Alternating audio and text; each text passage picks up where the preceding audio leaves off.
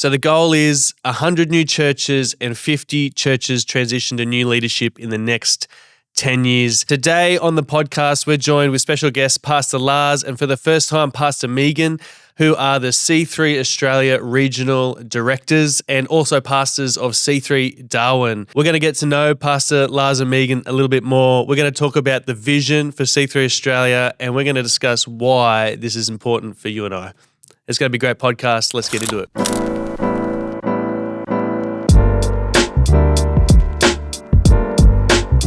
Thanks for being here with us on the podcast. We've got Pastor Lars, who's been on the podcast with us before, but we've got Pastor Megan with us as well, which is awesome. So great to be here. It's great to be back. So good. It's good to have you both here. Beautiful Newcastle.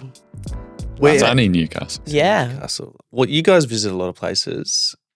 How would you rate? I know this might be a dangerous question to rate locations, but where would you rate Newcastle so far? Oh, it's up there for sure. You've got beautiful beaches, great climate. Nothing quite compares to the Northern Territory, but you've got to love where you live.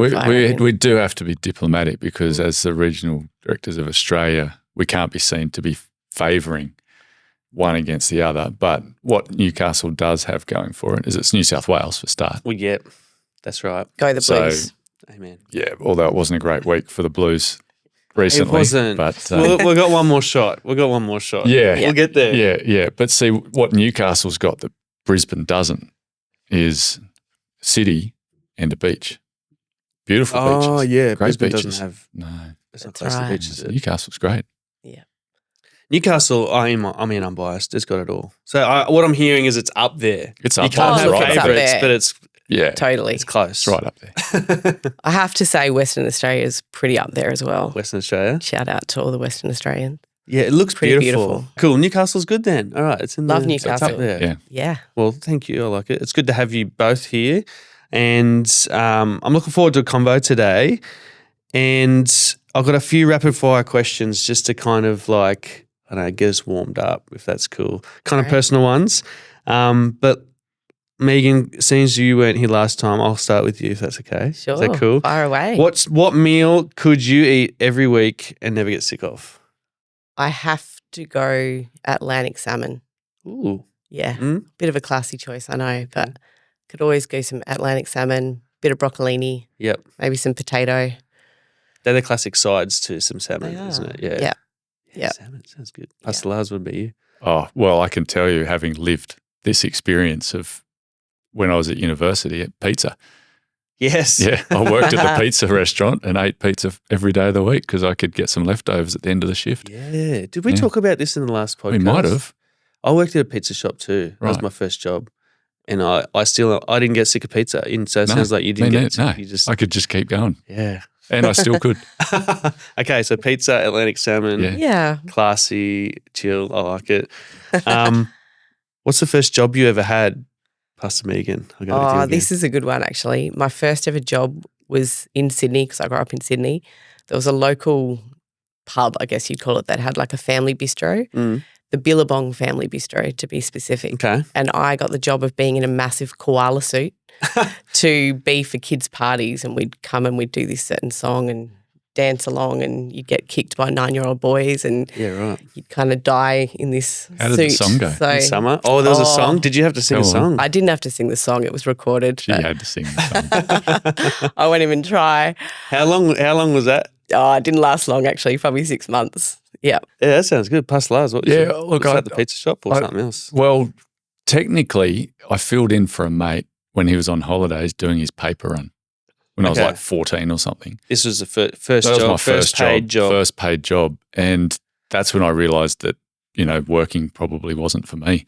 Getting up at 4 o'clock in the morning to go and deliver newspapers as a 14-year-old and getting paid like $2 or something to do it. I was like, nah. So then I waited till I was at university before I got another job. And that was, or maybe, around first year uni, I reckon, delivering pizzas, Yeah, cool. pizza delivery. All right. Favorite thing about the city you live in? I don't know who wants to start first with that one. Favorite thing about Darwin? Yeah. Oh, the people. Mm. I just love the spirit of the people. Yeah. Who live in Darwin, because it's not everyone's cup of tea. Mm. And you kind of just got to have a bit of a I don't know, laid back, chilled, not too stressed about life to be able to survive up there. So it makes for a great community. Yeah. Do city people, like, it sounds like it's like a slower pace. Like everyone's just a bit more chilled out. Do city people struggle? Like if they move from like Sydney or something, do they find it difficult, like the slowdown difficult? Does it? I think that you can tell who's new to Darwin just by how they drive in the traffic and, cut you off and things like you think. These days I just think, I just moved up from Sydney or somewhere. Okay. Give him 3 months, he'll be all right. He'll be slowing down and relaxing. Yeah. I like that. The people. What about you, Pastor Megan? Well, definitely the people as well, but I'll go for sunsets. Like our Darwin sunsets over the ocean are just like an experience every time I try to get down. We live not far from the coast. That's my little thing to do as much as I can, get down there. Just the colours. Yeah, nice. The end of the day, there's something about the day finishing and then there's just this beautiful artwork. I know they get pretty sunrise can be colourful, wouldn't they? Oh, amazing. Yeah. And good. just the ease of lifestyle, coming from growing up in Sydney, just to have that ease of life for us as a young family as well. Yep. Everything's pretty easy to get to within 20 minutes. So it makes a big impact on family life, which I'm grateful for with our kids. Yeah. Oh, that's cool. I guess you got to like the people that you're pastoring and ministering to. Hey, so people's a good one. Yeah. It's not going to work. It's not going to work the other way around, is it? All right, one last rapid fire question. What does a perfect Saturday morning look like for you? Perfect For Saturday. me. Well, it might be different for each of you. Well, this time of year where it's cricket season, I coach 2 of our kids in their team. So we're up and gone out the door early. So that's every Saturday at the moment. So a perfect Saturday. Well, it could go either way like that. I mean, we're loving that. But a perfect Sunday maybe like if you got to goes choose, a bit slower. If you got to choose if I got to choose. Yeah, it's kind of like, well, if you got to choose exactly what you wanted to do on Saturday, I would go and watch them play cricket. I wouldn't necessarily be the coach and have to wrangle the whole team. And I'd take my camping chair down there. I'd take the newspaper, pick up the day's newspaper, have a coffee, read the newspaper, have a coffee and watch the cricket. That sounds nice. That'll do me. That sounds nice, and I don't even watch cricket. I see some parents sitting on the sideline doing that while I'm out there umpiring and doing all that stuff. You get jealous. I am so jealous. Yeah.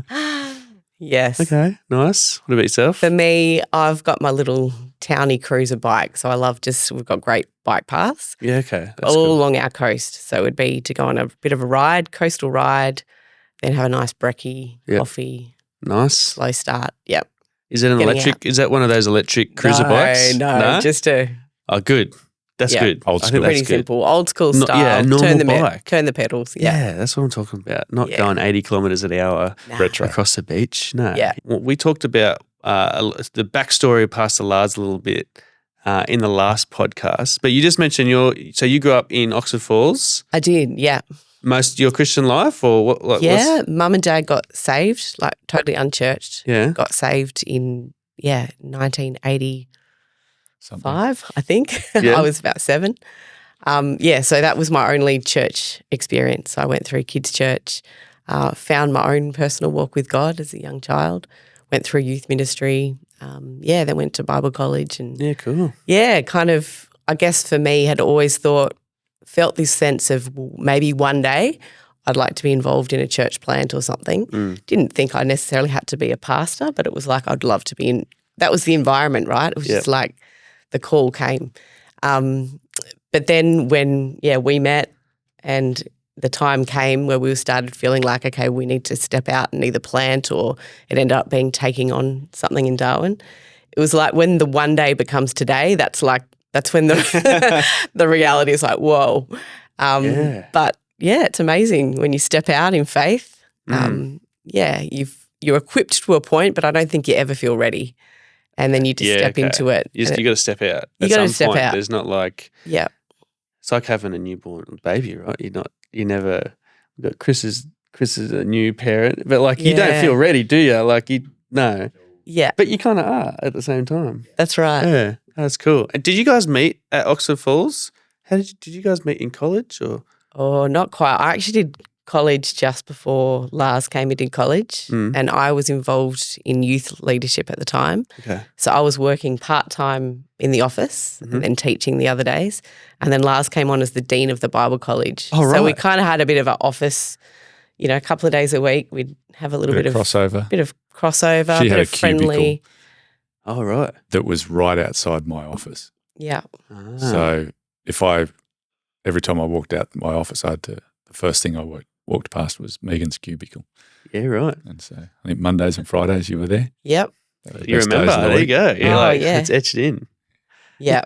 I had to apologise at our wedding to the church for maybe wasting some money on photocopying, because if I was in the photocopy room and he walked in, I would kind of double photocopy so I could linger a little longer and have a conversation. It's pretty cute. We were the classic. We were both quietly interested but didn't know the other was. So Right. eventually we got We there. probably and flirted for 10 times longer than what we needed to, but Yeah, okay. And then who made the first move? I think that's always interesting. And I mean, we can cut this out if it gets too personal. But who made the first, well, that's why it took so long, is because eventually I had to. okay. So, yeah, Nice. I was probably a bit too shy.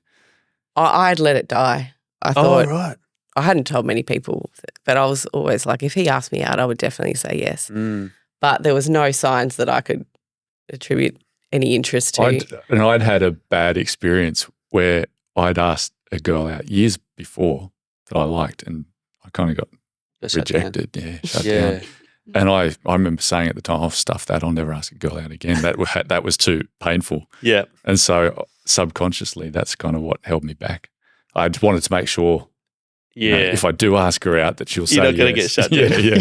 Anyway. So that's why it took so long. No, I We know. I got kind of there. know how that feels. My wife, I think she had a reputation for shutting guys down pretty heavily. So I was the same. So she made the move. I kind of forced her hand, and not forced her hand, but Yeah. I was too shy to be shut down as well. Yeah. Cool. Well, today I'm kind of keen to have a conversation about C3 Australia and the vision that you guys have set, and just kind of how that connects to people listening to the podcast, how they can be part of it. This is going to kind of be the conversation, but I want to kind of hand it over to you. What is the vision? I'm kind of keen to hear you guys unpack it for people listening. It's Project 100, next 50. What's it all about? Yeah, awesome. Well, the overarching vision that everything sits under is to see life-giving churches within reach of every Australian. Yeah.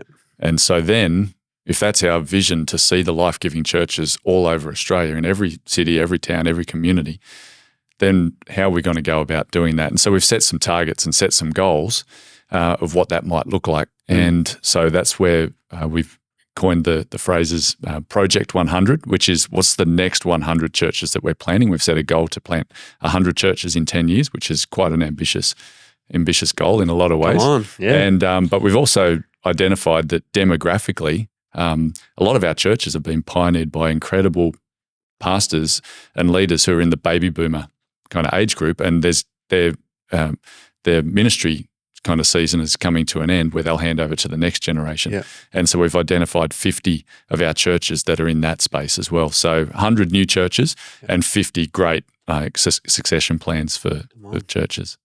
100 churches in the next 10 years. 10 years, yeah. 50 transitions. Yeah. We're already 10 into the transitions. Yeah, just in the last 12 Really? months, we've already done Yeah. 10. Wow. So it's probably actually Down Next to, we could 40. just say next 40. Next 40. Yeah. Did you say Yeah. 10 in the last 10 months? 12 months, yeah. 12 Really? Yeah. Wow. It was a huge year for transitions last year. Wow. Yeah. That's great though. Yeah. Yeah, really we're on healthy, the way. really exciting. some great, positive, healthy transitions happening. Mm. Yeah, next gen rising. It's awesome. Well, yeah, I guess we were not in the last 12 months, but how long has it been? Last 5 years? 5, 6 years, hey? 5 years? It's been 5 years. It's been 5 years. Yeah, I guess we've been part of a transition. Which has Yeah. been great. So I think And that's the thing, it's not just a moment of transition where, okay, well, that's over and this is new. Yeah. It's a journey that takes place over a few years. So, yeah. yeah. What do you think? I guess as a movement. So we're 600 churches around the globe Globally, yeah. now, which is pretty incredible. How many in Australia do we have at the moment? So about 90 in Australia About currently. 90. Okay. Yeah. So we're aiming, let's just round it up to 200 all up, I guess, Yeah. is that the idea? And then, but we're, as a movement, being Australia first, so we're starting in Australia, we're kind of ahead in a sense of that transition cycle and generational cycle, because that transition's not really happening much else around the world. Is that right? It's mostly Australia? Certainly leading the way in what it looks like to hand over churches and transition leaders. I mean, it's not to say it doesn't happen overseas, but I think we're at the front of that wave. Yeah. It's exciting. Yeah. And look, there's other regions globally that are just pumping out the new churches. That's exciting. Yeah. And for us, for whatever reason, there's been a little bit of a lull over the last kind of decade or so, but it's like now we're just seeing this new wave. Yeah. That's the next season for us as Australia, is to, launch a whole lot of new churches and see new people rise. Yeah, if every church just did one more. That's right. Right. It's done. We're done. I know, because 100 sounds like a big number, but when you think we've got 90 in over 10 years to plan and dream and send one more church out from each place, that's easily doable. Yeah. Come on. No, I'm excited. I love how Pastor Lars, you were speaking last night at the area gathering, and you said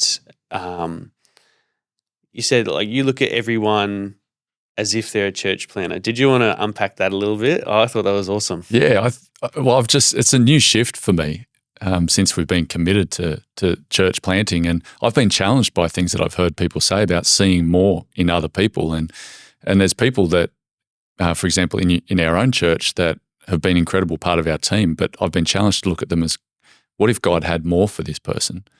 And could they actually plant a church, or a group of people go together and plant a church? And then I've shifted into thinking, well, maybe everyone could be part of a church plant, and everyone's a church planner. And so I've started looking at with those eyes. It's like, okay, you are a church planner until you prove to me that you're not.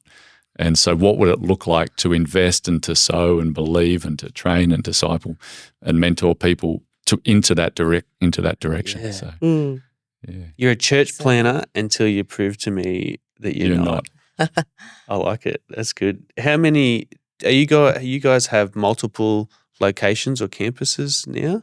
Yeah. So we launched our second location about 5-6 years ago into the CBD area of Darwin, which is great. It's going strong. But then earlier this year, just in February, we launched our third location into Palmerston, which is sort of like a satellite city on the outskirts.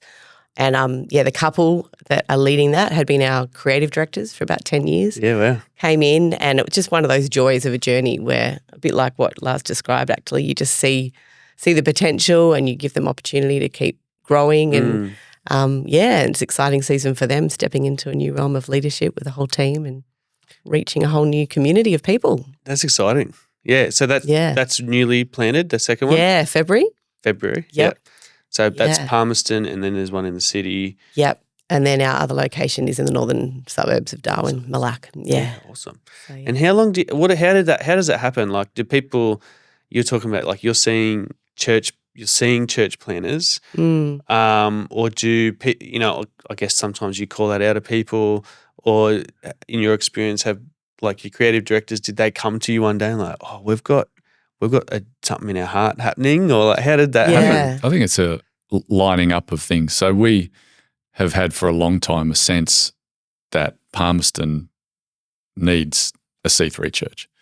And the reality of that is half the people who were coming to our church lived in Palmerston. And then church was full.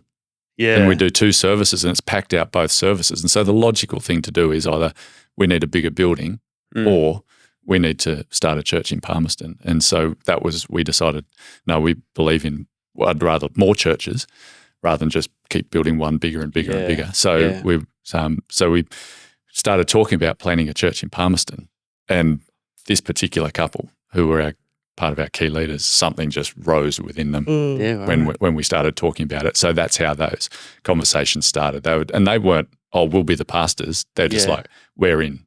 Can we be part of the team? If you believe in us, we'll do it, is kind of their response. Wow. Like, okay, we don't feel like we're the people, but we also acknowledge there's some kind of God aspect going on here. And I think, just touching on that, I think if I even look back to my upbringing, which was in C3 SYD, I grew up, kind of my whole family were teachers. I'd studied teaching at uni, but also did Bible college, and just being in that atmosphere that Pastor Phil and Chris created, where you're just hearing about church planning, it's in the DNA. It's like this green room environment, this culture of just, well, of course, like this is the Great Commission, like we're part of something big.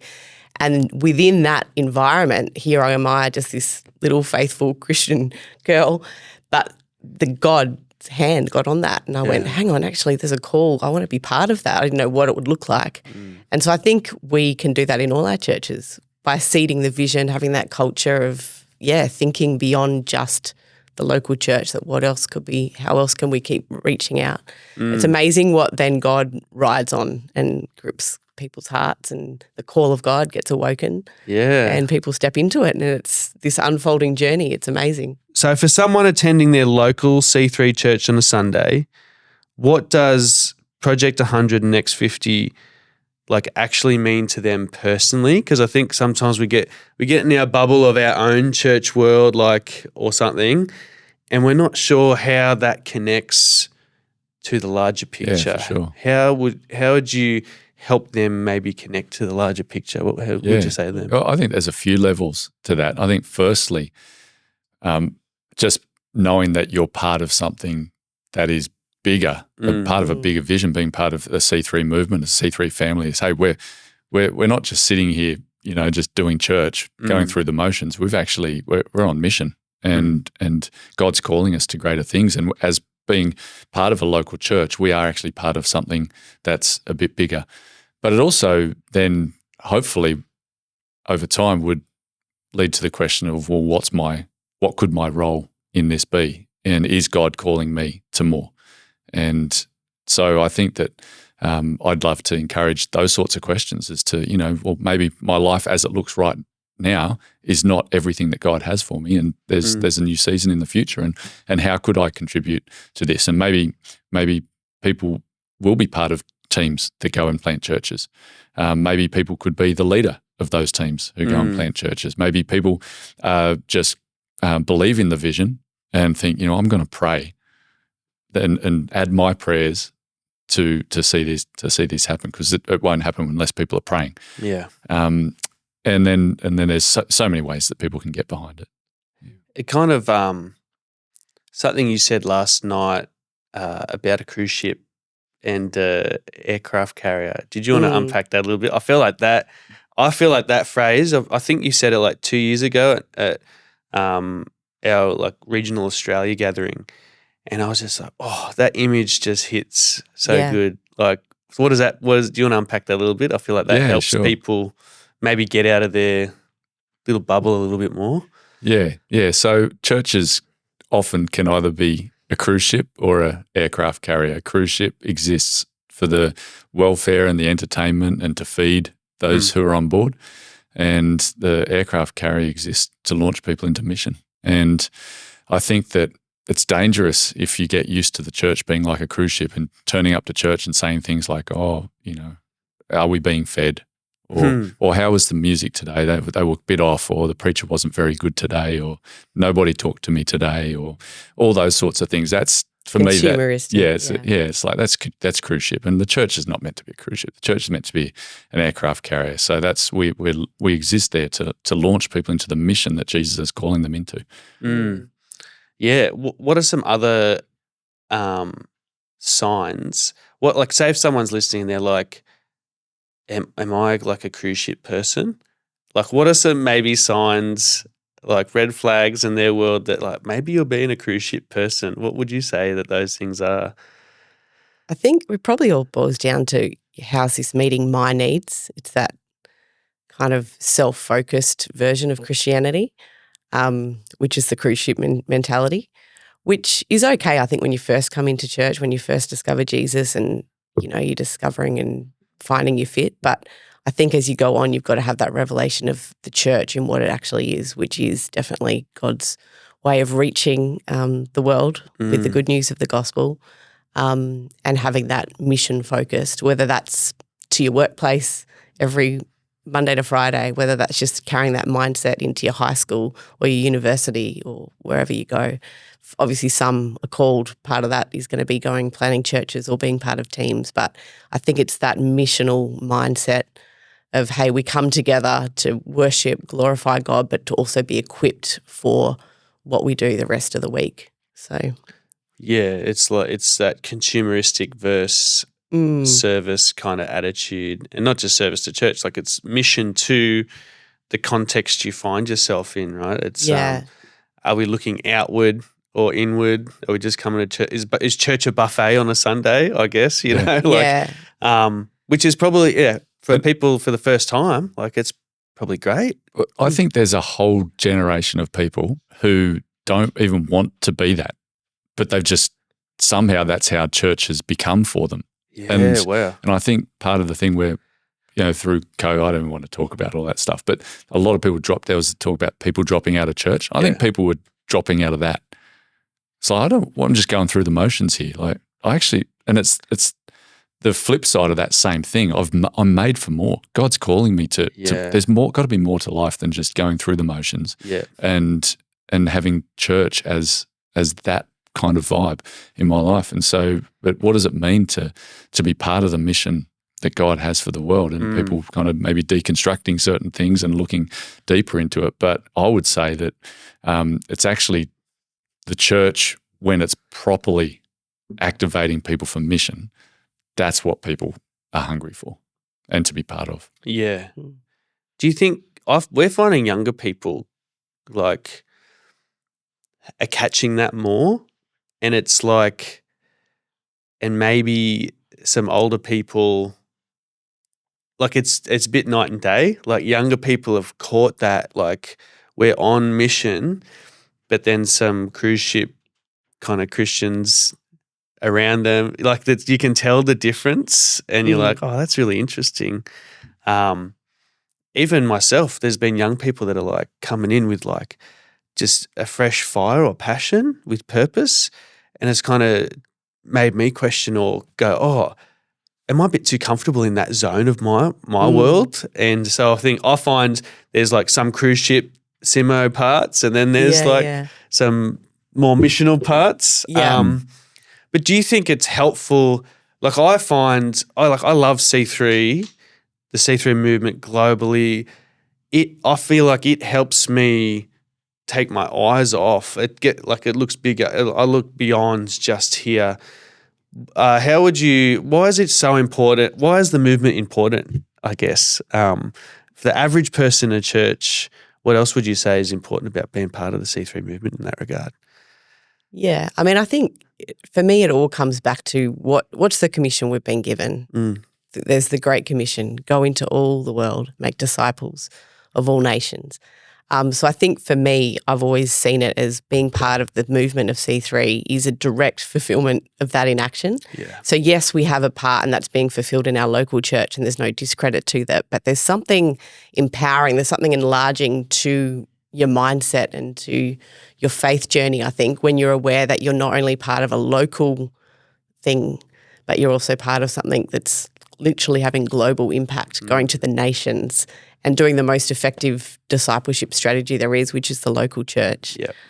There's no doubt about it. The church is God's strategy for disciple making, for long-term impact, for legacy, for mission, for empowering and equipping people. So I think, just like Lars said, that sense of bigness, there's something just so powerful about that. And the resources that come with that, because every local church has got its own strengths. Yeah. But then when you're part of a movement, you get to tap into the strengths of all of the churches.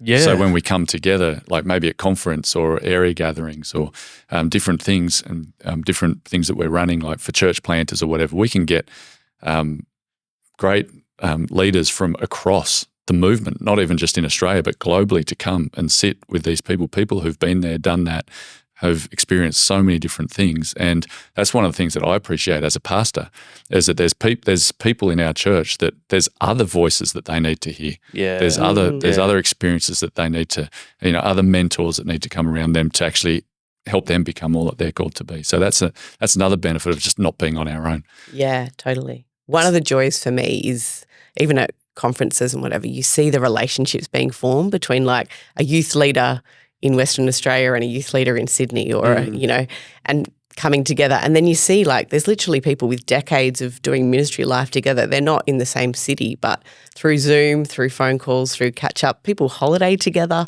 Like this is the sacred thing, I think, in our movement that should never be belittled or discredited. It's so powerful of just those ministry relationships right from team level that then carry you through, encourage one another, you know, those phone calls just at the right moment. So it's more, that's why I just love it that we are a family. It's not just a movement, not just an organisation, but as C3, we genuinely care for each other and want to do the journey. And yeah. I feel like, yeah, that's one of my favourite things about C3 is like the relational aspect of it. You might not see someone for 6 years or something, and then you see them and like you've still been doing ministry, they've been doing their thing, and I don't know, you're in similar lanes, and then you're like, oh, good to see you. Like, how you going? Oh, yeah, good. And there's something really special about that it's hard to describe. It's not just, we have a C3 badge on the door or something. Well, that's one of the things that we've appreciated ourselves about the movement. So, and it's one of the core values. I mean, for years we talk about what do you love about C3, and everyone will be like the relationships, you know. And so obviously that's a core thing that we have to really fight hard to protect, and particularly as we grow and as time goes on, just like in a local church. You can be super friendly at the start, but then as people get more and more comfortable and find home, then they just, you know, you forget and the culture can change. So it is something that you need to, I guess, always be on guard and be intentional about. It's just like, so just the same as a local church for the movement as well. Yeah, that's true, isn't it? Like as a church, as a local church gets bigger, that it feels those smaller relational connections can disappear if not made intentional about it. So what used to come organically now needs to come intentionally. Yeah, what used to come organically now needs to come intentionally. Yeah, someone write that down. That's good. I remember my first day of university, and everyone in my whole class, it was their first day of university. Yeah. And there was like 100 people.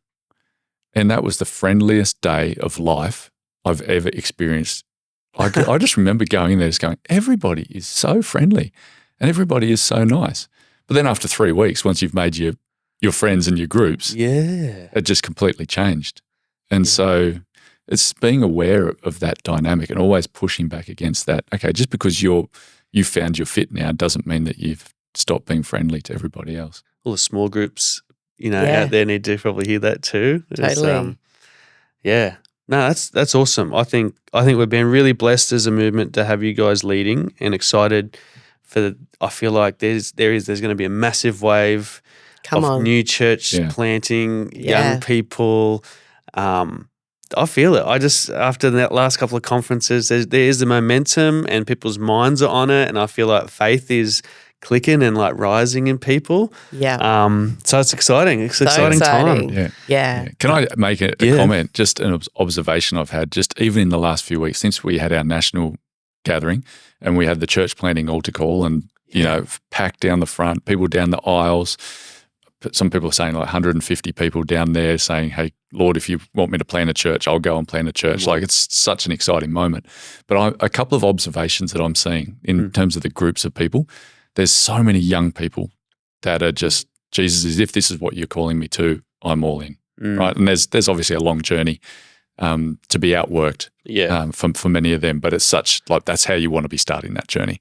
But I'm also seeing a unique group of people who are in their 30s, who are married, maybe a couple of kids, and maybe when they were younger, that was them. And there was a stirring as a young person, maybe in youth or as a young adult, to serve God and do this. But for whatever reason, things just went a different direction, and then life is happening, and you got, you know, the career, the mortgage, the family routines. Yeah, I've seen a bunch of those people who came down the front as well. Right. Yeah, wow, and who are like, God's starting to just stir this again, something that had lain dormant for a long time. Yeah. And so I don't know if there's people listening to this podcast who are in either of those categories, but I just wanted to just say that that's something that God's doing. And I think there's going to be a whole cohort of 30-somethings who, and it's actually got, and the word that I've been getting while I've been praying is acceleration.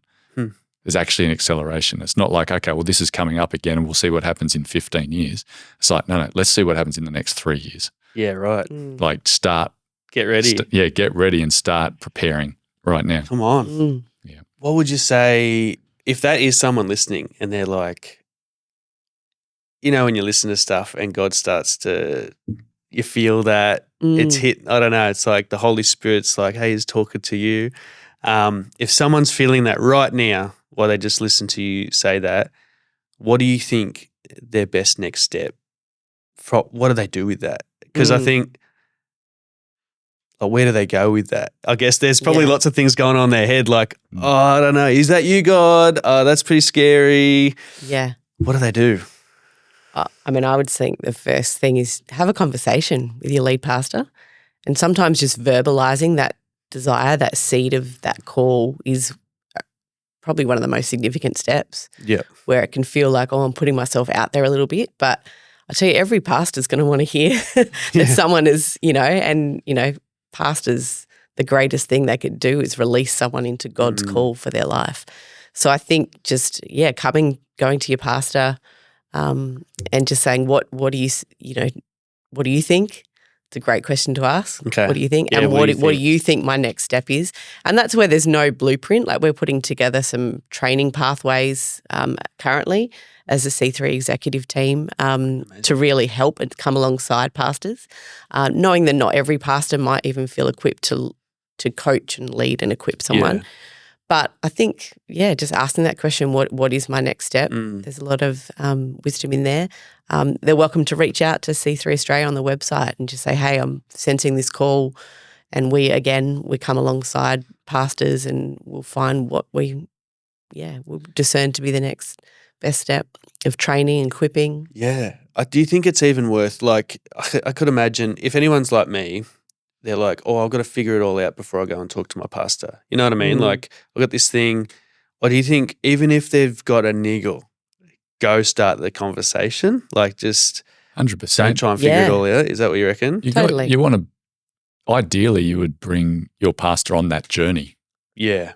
And one of the things I think that's important is people often arrive at big decisions after a journey, and then they bring their leaders into it. Yeah. Which is kind of like, well, what can you say, at that point? It's like, hey, but like I'd just say, look, we're feeling a stirring for something. What do you think? Yeah. What do you see? What do you see for us? And I mean, that's how it happened for us. Yeah, I wasn't even thinking of it when I said that before. It's like, but we were 35 and serving and we were actually happy. We weren't discontented or anything like that. We were just serving and, faithful in what we were doing. And then God began to stir us to step out and do something different. And the first thing we did was we spoke to our pastors about it. And I remember them saying, we realised that this day would come. Are you ever too old to plant a church? No. Is it ever too late? No. Well, I'm thinking of the Anglican Church in England. They have a thing called the Caleb program. Oh, he's one of my favourite.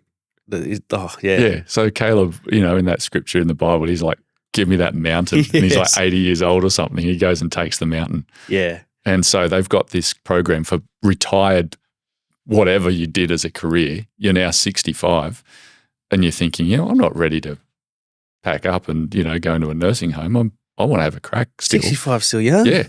Let's go and plant a church. And so they've literally got a thing called the Caleb stream or the Caleb pro, some sort of thing. I'm like, well, why not? I love that. Like, even if they're not going to plant a church, like for the 35-year-olds where God's stirring stuff, for the 20-year-olds where God's stirring stuff, like we want 65, 75, 85-year-old guys that have lived a life of faith and they're still following Jesus. They've endured. Yeah. I'm like, I need those people in my life, right? So even if they're not planning a church, they've got a place in the vision of seeing 100 churches planted in the next 10 years. Like they've got wisdom and things that they Sure. can pour out into young people's lives. Like, well, yeah, how would you encourage them to get involved as well? Like, same thing, I guess, go talk to your pastor or?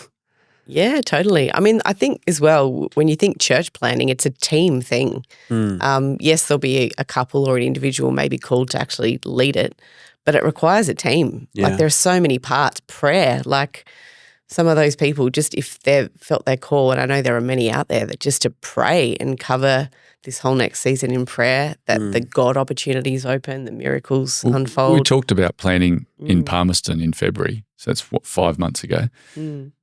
We sent 60 people to start 60 this people? church. Yeah. Wow. Because, I said half our church lives in Yeah, Palmerston. that's Well, true, 60 of them went and actually formed the core of this church. So That's it's not awesome. like you're on your own. Yeah. It's like, I've got to do all this by myself. It's like, the churches, and sometimes churches work together. Like there's a few churches that might have a burden for a certain suburb, and it's Right. kind of striking distance from each, and there's people within those churches and working together. It's another benefit of being in the movement. It's like, but you don't go alone. And You're not just, you're not out in the desert trying to figure this thing out. Yeah. It's, And so that Differential. stirring can look different or eventuate differently for everyone. And I guess that's one of the things we're passionate about helping, is working out what is the call.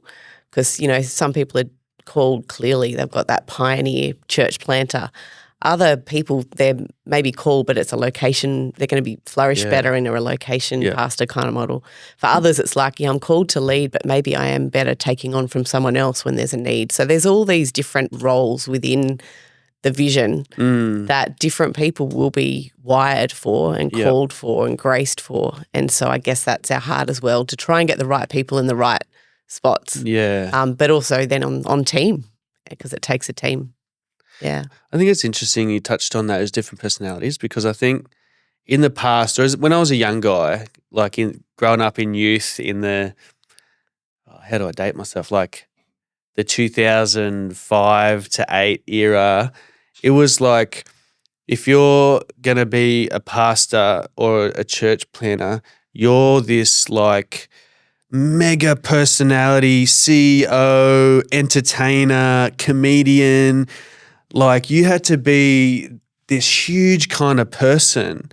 But it sounds like that's not the case to have to be a No. church planner. I don't think it's a personality thing. I think it's a call and a conviction and a willingness, a surrender. It's much more those things than what your personality is. I don't think you need a particular personality to thrive as a church planter or a church leader. I think if you're surrendered to God, you're humble, you're willing to go on the journey, willing to push through resistance, to overcome, to stay the course, to believe the word of God, to pray, to build, and you've got that heart for people. I mean, that's the core of it all, really. This is the foundation of it. When you catch, I think, when you have that heart transplant moment and you catch God's heart for people, for Australians, for a city, for a particular demographic, I mean, that is what sustains you and drives you, because you're not trying to do this to big note yourself or achieve something great in anyone's eyes. You're just like an extension of God's heart for humanity, for people. I think so. It doesn't matter what personality. Yeah. there's a saying that we subscribe to that's it takes all kinds of people to reach all kinds of people. That's awesome. And all types of people to plant all types of churches. Something along those lines. You know, it's like, so there's, yes, we saw one aspect of it for a season there, but it's so much broader than that. Yeah. And I would say that's a strength of C3, in that I feel like it, and it's been led from the top. Pastor Phil and Chris are so secure in who they are. And I feel like that's brought such a freedom throughout our movement where you can just be who you are, but then used by God. There's not like this cookie cutter and everyone has to suddenly dress a certain way, act a certain way, be a certain person because you're the man of God or the woman of God or the whatever, or the pastor.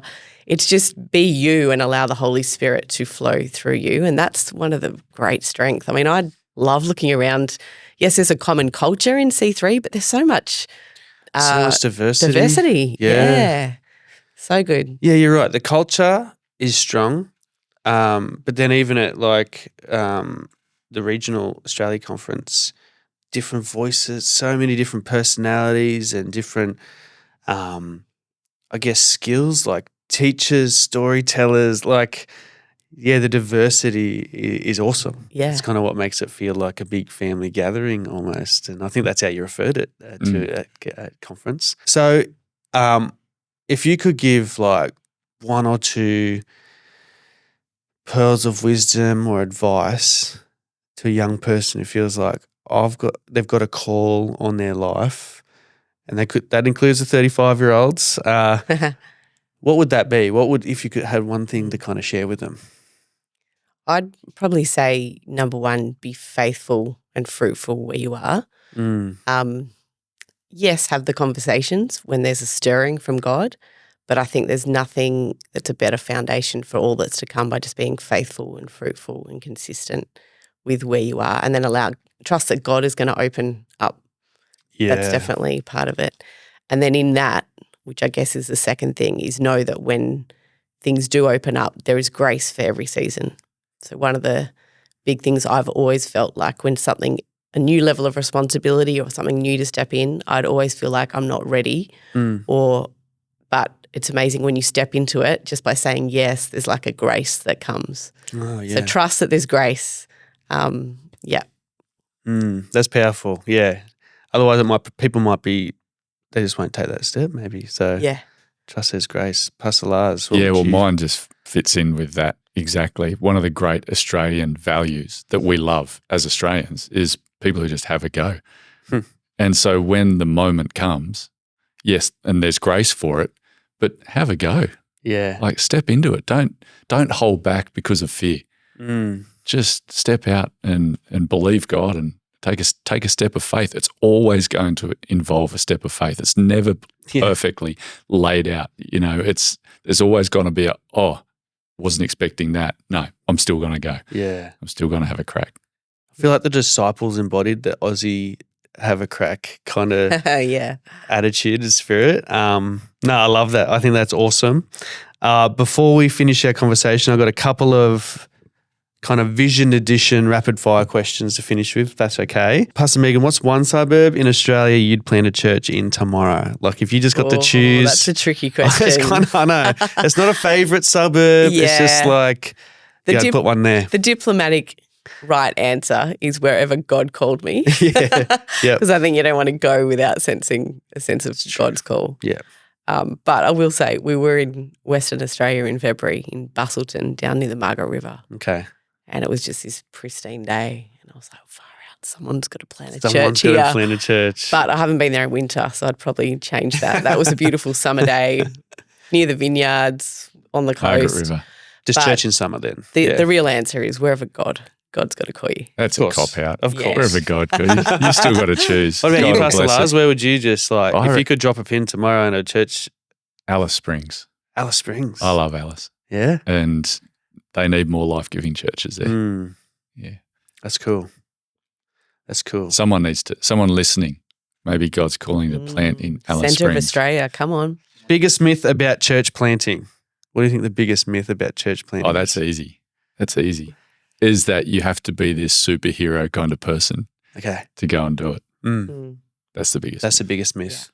Yeah. God uses Agree. ordinary people surrendered to him. Anyone can hear his call and impact a community with the gospel. That's awesome. Yeah. You're in an elevator. How would you describe Project 100 in 30 seconds or less? The elevator pitch version. Australia needs more life-giving churches, and we've set a target to plant 100. That's good. In the next decade. In the next decade. Yeah. Yeah. And you've got extra time. I reckon that was less than 30 seconds. That's good. Come on. Yeah. Would you same, ditto? Yes, definitely. Yep. That's pretty good. I like it. Most underrated city for a church plant right now. I mean, we had some favourite spots, but what do you think the most underrated city for a church plant right now? Every city. Okay. So I was at our Darwin pastors meeting of the pastors of all the churches in Darwin, and I had a thought and I shared it with the room. I said, if 100 people moved to Darwin, said, we're all planning a church, 100 new churches, and they all got 100 people each in those churches, they would reach 10,000 people. Wow. And that's just a drop in the bucket of the population of our city. Yeah. Like ours isn't even a big city, 130,000 people. Like Yeah. that's 100 churches of 100 people. So the most underrated place to plant a church is everywhere. Wherever you Wherever are. you that. are. I like that. 100 churches of 100 people. That's Yeah. just 10,000 people in whatever city you're in. Yeah. Do you think pastors get this idea, oh, there's a church already Yeah. over there. Oh, we can't plan another church. But there's like, It's like they're trying to reach the 500,000 same people group in the city. of people. Yeah. Yeah. Yeah. Like they're reaching the Christians. Yeah. It's like we don't plant churches to reach Christians. There's so many Yeah. people to reach. Yeah. I love that. Do that maths and it kind of, Yeah. Yeah. It gets and that's the wild. thing. You'll reach different people to what I would be able to reach. Yeah. Likewise. So, yeah. every church, every city in Australia is underrated for a church plant. I like that. I think that's an awesome answer. Did you have a different answer? No, I'll go with that. That's a pretty good good. one. Yeah, I don't think that's hard to come back from. One book you had a new, one book. What's one book you'd hand a church planner day one? There's probably lots of great books.